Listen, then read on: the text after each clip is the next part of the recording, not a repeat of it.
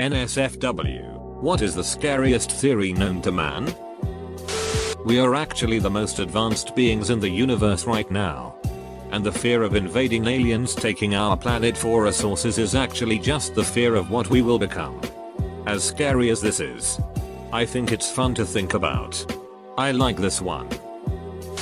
Wikipedia.org. The general concept that we never really die in our perspective. Each time we encounter a situation where we may die, we continue on in a parallel universe where something happens that prevents our death. But we die in the original universe. Essentially, our consciousness lives on by transferring itself to a parallel universe where we continue to exist. So we effectively live forever. There is a theory which states that if ever anyone discovers exactly what the universe is for and why it is here, it will instantly disappear and be replaced by something even more bizarre and inexplicable. There is another theory which states that this has already happened. Douglas Adams. John Douglas, a former chief of the FBI's elite serial crime unit and author of Mindhunter, says, a very conservative estimate is that there are between 35 and 50 active serial killers in the United States at any given time. That, should we destroy civilization, there are not enough fossil fuels in easily reachable places for any subsequent society to achieve an industrial revolution. We mined most of it and the only stuff that's left requires modern technology to reach. We're all, she wrote. If we duck up, there's no coming back from it. Edit. People are asking. So here's a really interesting article on it. Ian Co. Edit 2. Since my inbox is flooded with people saying heard but fossil fuels renew. Please note the use of the word civilization and not intelligent life. I'm talking about the survival of humanity as we know it. Not the survival of intelligent life on Earth in general.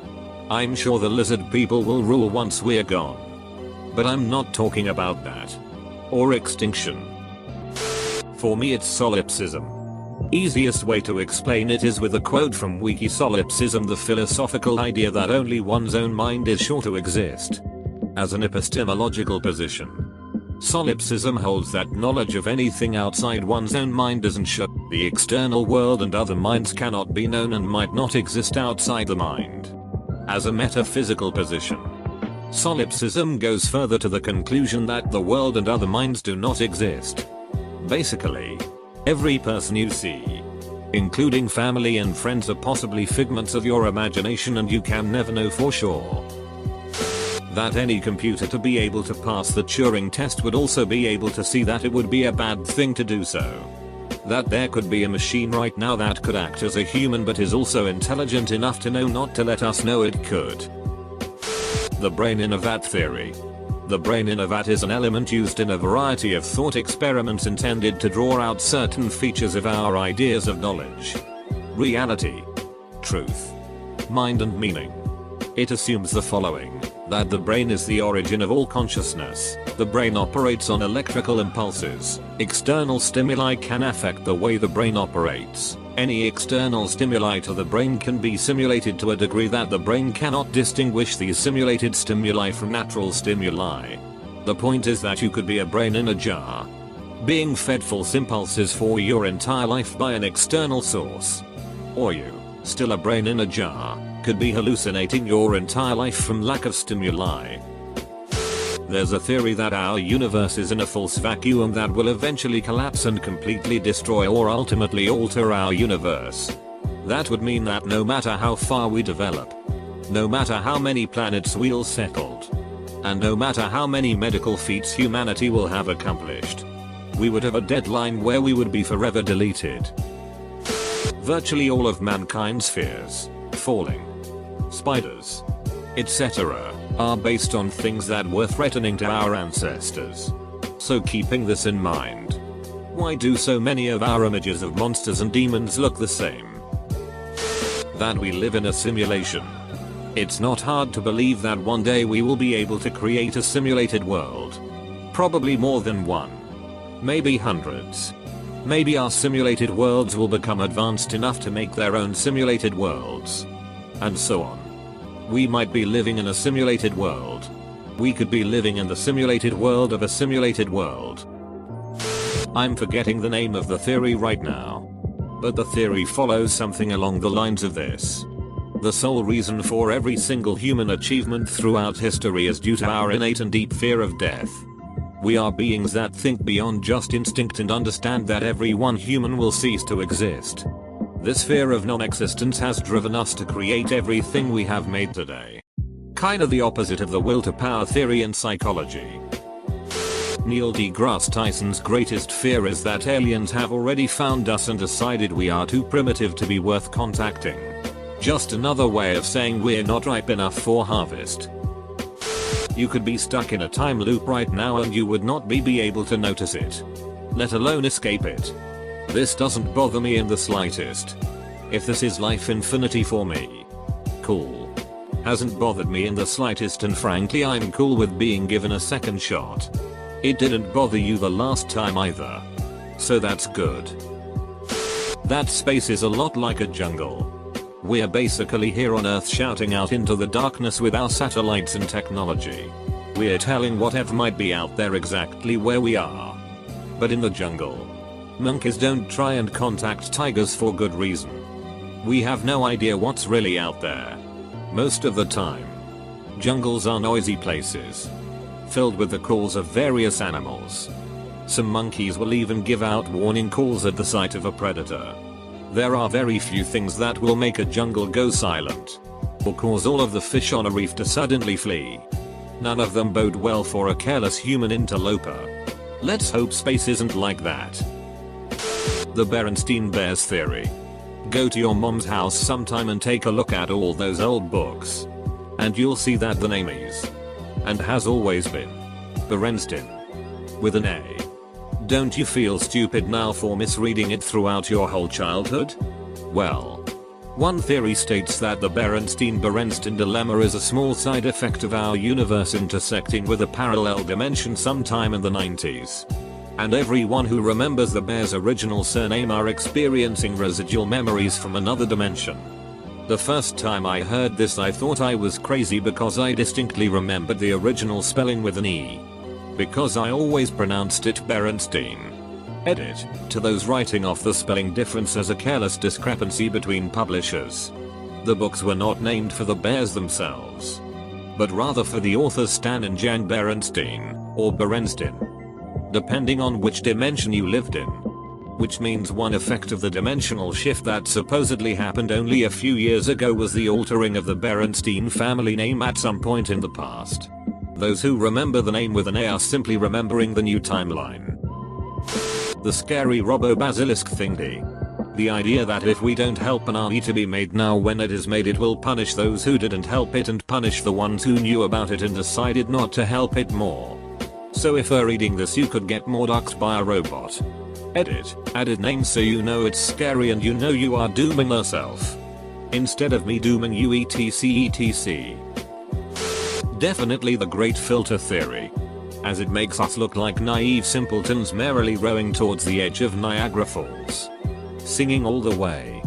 There's something extremely frightening about hubris, especially on a species-wide level. The thing with this theory is that it's extremely elegant and straightforward. This raises the fright-o-meter considerably. 2. The great filter. There's a point in societal development where most societies collapse. This is why we don't see sign of extraterrestrial life. Aside from the sheer, mind-bending distances. There are a finite number of patterns in the universe. And eventually they must repeat, alarm monkeys and typewriters. Therefore, given enough time, the pattern of molecules and atoms that make up your physical body will repeat, bond together, and you'll wind up alive and conscious somewhere down the line. Where and when you might end up are a mystery. You could respawn on an ice planet and freeze to death, only to respawn on a volcano planet and burn to death for all eternity, or until the universe ends. The Truman Show. Never has a movie made me question my life more.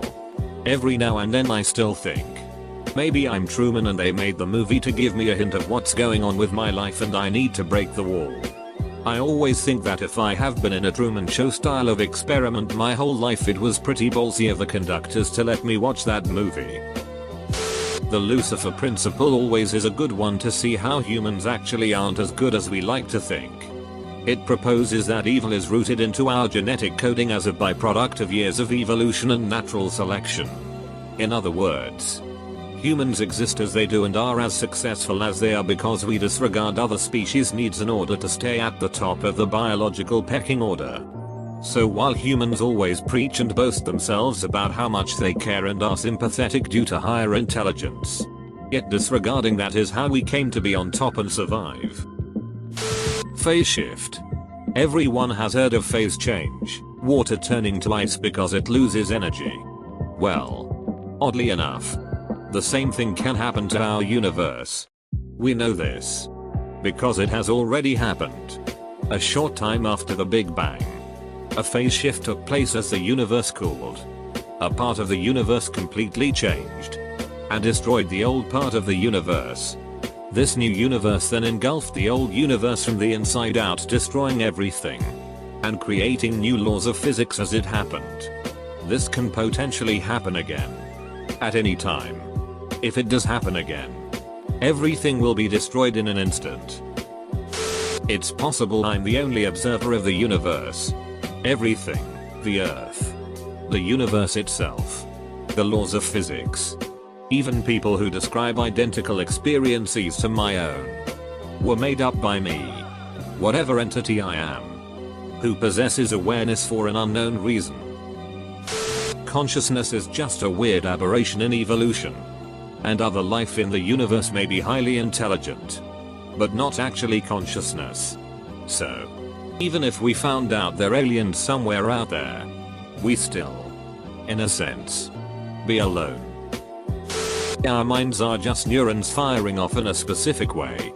Every action and choice you make really isn't a choice at all. Every bad or good decision will be made no matter what. Our minds trick us into thinking we can make choices when in reality we are just another part of the universe being propelled by natural forces. I wonder if one day you die or heal yourself. Whichever. Doesn't matter. And at that moment you back away from a carnival type box that your eyes look into. Your real friends are standing there laughing because you stayed in the game for so long. Very little actual time has passed. You are butthurt because the miserable life you just experienced was a very long miserable life and they all let you live in there. And hurt. In real life it only took 5 minutes. Your friends watched and laughed at your hard times on a big screen above the carnival box that you sat at. If any of these theories are putting people through a bit of a psychological hurdle where you are asking yourself if life is even really worth living, if any of these are true, just always remember, what matters is what we perceive to matter. Even if the theory that everything else is a figment of all of our imaginations is correct, does it really matter? You are still you and you are still experiencing this simulation reality dream every day. So you might as well accept that you are a part of it and continue to live your life in the way best for you. It actually matters 0% if these theories are true. Because fake or not, your life is still your life. Even if we are in a computer simulation, there isn't much we can do about it. Might as well enjoy it while we are here and not think too hard about what could be. Not to say don't ponder and philosophize, but just don't let it get you down when you read about things like this.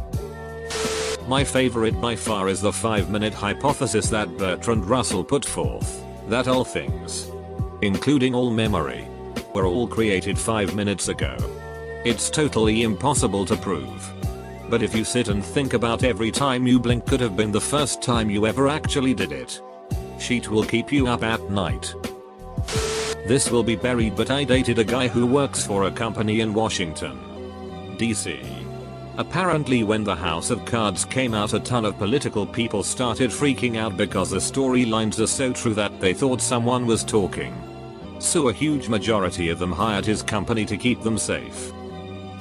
The one I find the most currently concerning is gamma ray burst, GRB. We think we've seen them happen indirectly a few times in other galaxies. And they are scary.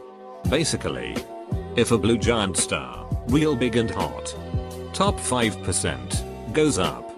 It can form a GRB with a supernova.